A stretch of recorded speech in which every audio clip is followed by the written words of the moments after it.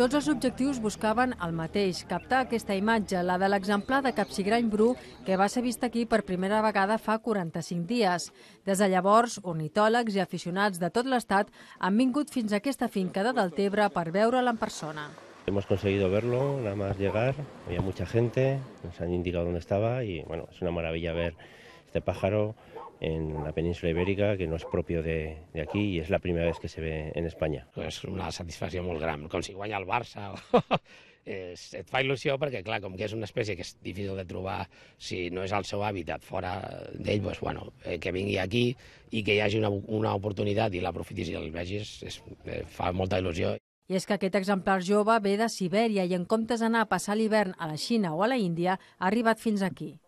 Aquest és un animal jove que, malgrat que tenia clara la direcció de la seva migració, no tenia clara el sentit i s'ha equivocat de 180 graus. En comptes d'anar a parar a la península Malaia i la Xina, ha anat a parar en direcció contrària fins a Catalunya. És la mateixa línia del metro, s'ha equivocat de direcció.